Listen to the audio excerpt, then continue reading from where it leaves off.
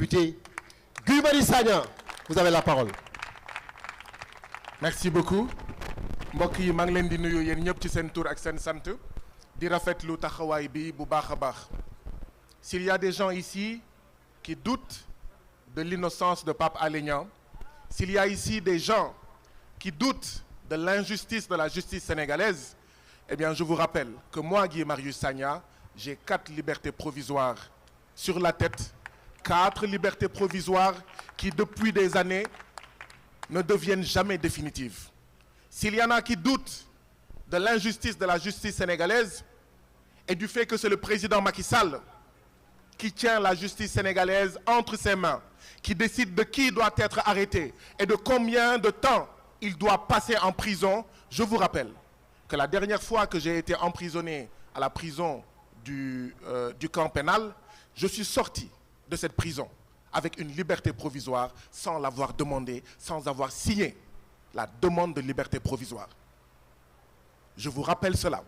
Je suis sorti de prison, j'ai bénéficié d'une liberté provisoire après 3 mois passés au camp pénal sans avoir moi-même demandé la liberté provisoire, sans avoir moi-même signé le document de demande de liberté provisoire. C'est-à-dire qu'on m'a fait sortir parce qu'il fallait que je sorte, parce que les Sénégalais s'étaient mobilisés grandement, sont passés devant la prison du camp pénal pour exiger ma libération. C'est pourquoi, oui, nous devons nous mobiliser massivement pour la libération de Pape Alé Niang. Oui, je suis persuadé que, y compris dans la presse, il y en a qui se disent Pape Alé Niang n'aurait pas dû sortir après notre massive mobilisation. Et dès qu'il est sorti, il a parlé. Dès qu'il est sorti, il a fait un post Facebook. Dès qu'il est sorti, il a participé à un live. Tout le monde a vu cela. J'imagine bien qu'il y a certains parmi nous qui disent cela.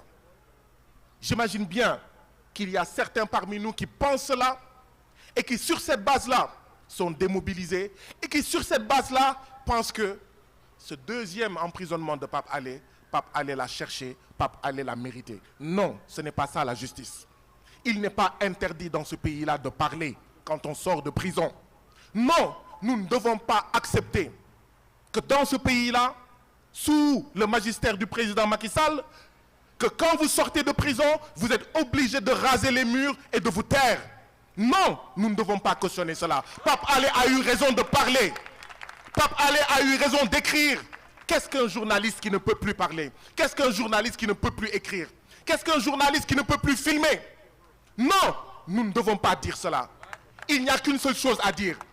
Est-ce que Pape Alé, quand il est sorti de prison, ces 2 prises de parole, est-ce qu'il a trahi le secret de l'instruction en cours? C'est ça le débat. C'est ça la question. Avant de venir ici, il y a des jours, j'ai appelé les avocats. Je leur ai dit, avez-vous l'impression, après analyse, et j'ai parlé à des avocats sérieux, des avocats intègres, des avocats qui diraient la vérité à Pape Alé Niang.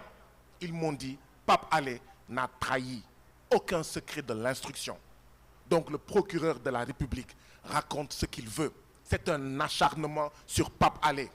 Parce qu'il pensait qu'en le laissant sortir, Pape Alé Niang allait la boucler, allait la fermer, allait se taire. Et Pape Alé Niang leur a montré que dans ce pays qui s'appelle le Sénégal, nos parents, nos grands-parents, nos arrière-grands-parents se sont battus contre le colon pour la liberté d'expression, se sont battus depuis des décennies. Et ce n'est pas aujourd'hui, parce qu'il y a l'APR, Benno Bokk Yakaar et le président Macky Sall, que nous allons accepter les graves reculs démocratiques dans ce pays-là. Oui, la presse est menacée. Ce dont il est question, c'est que ceux-là qui sont là veulent des plumes de compagnie, veulent des micros de compagnie, veulent des caméras de compagnie. Et Pape Alé fait partie, autant que d'autres qui sont ici, autant que d'autres qui ne sont pas ici, des plumes qu'on ne peut pas bâillonner. Pape Alé fait partie des caméras qu'on ne peut pas bâillonner. Pape Alé fait partie des micros qu'on ne peut pas embastiller. Et c'est l'occasion de rendre un hommage à vous toutes et à vous tous de la presse qui résistiez. Nous sommes fiers de votre résistance. Parce qu'aujourd'hui, l'information juste et vraie, l'analyse juste et vraie est devenue est devenu un aliment aussi nécessaire que l'oxygène. Je me réveille à 6 heures du matin, la première chose que je fais, c'est de regarder les unes.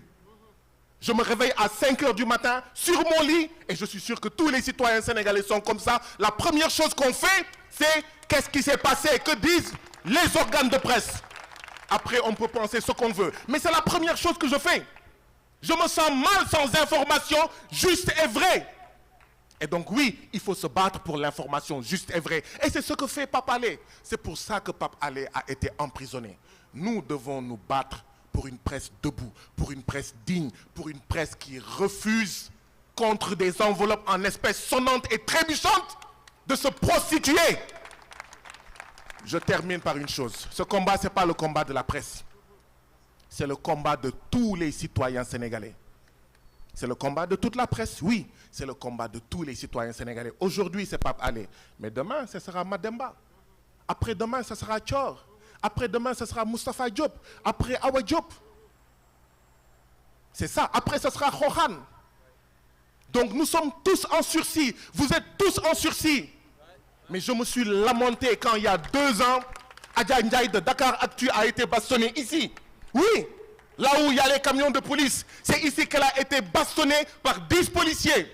Elle a eu, d'accord, des hémorragies internes. Nous sommes tous menacés. C'est la liberté qui est en danger. Maintenant, je termine. Je termine en disant ceci. Aujourd'hui, c'est la presse, mais demain, c'est moi. Aujourd'hui, c'est la presse. Demain, c'est un autre acteur qui n'est pas journaliste. Nous sommes tous menacés. Parce qu'aujourd'hui, dès que vous dites « il ne faut pas détourner l'argent des Sénégalais », vous êtes une cible. Dès que vous prenez votre caméra, vous montrez ce qu'eux ne veulent pas que les Sénégalais voient, vous êtes menacés. Dès que vous prenez votre micro, vous l'attendez à un discours dissident, à un discours hérétique, vous êtes une cible. Et c'est contre ça que nous devons nous battre. C'est pourquoi, dans le concert de propositions, le FRAPP a déposé hier, à cette heure-ci, sur la table du préfet du Dakar, une lettre l'informant que samedi, nous allons faire une manifestation devant l'hôpital où se trouve Pape Alé Niang. La Cour de justice de la CEDEAO a demandé à l'État du Sénégal, a dit à l'État du Sénégal que l'arrêté Ousmane Ngom est illégal. Et a demandé à l'État du Sénégal de sortir cet arrêté Ousmane Ngom. Donc nous n'accepterons pas qu'on convoque l'arrêté Ousmane Ngom pour manifester. Nous lançons un appel à tout le monde. Mobilisons-nous. Liko djara ko djar. J'ai fait une dizaine de jours de grève de la faim au camp pénal. Et moi, je suis d'une constitution physique beaucoup plus solide que celle de Pape Alé Niang. Et je vous assure, une grève de la faim, c'est dur. Et oui, Seydi Gassama a raison. Le plan en cours, ce n'est pas d'assassiner Pape Alé Niang. Parce qu'à la longue, ce qu'ils vont faire, ils vont le menotter, ils vont le perfuser. Le plan en cours, mais c'est qu'il ait des blessures graves et irréversibles. Dootul talati wax ak sénégalais yi lu dul di faju ba keroog muy sangoog suuf et nous devons refuser cela. Mbokk yi ñu ngi leen di nuyu yéen ñëpp ci seen tur ak seen sant di wax ne ñu ngi rafetlu taxawaayu waa CAP ñi nga xam ne ñoom ñoo organiser manifestation bi. Damay jàpp ne lii benn manifestation rek la waaye yeneen mu ngi fii ñëw. Pape Alé ñun ñëpp ko war a xeexal.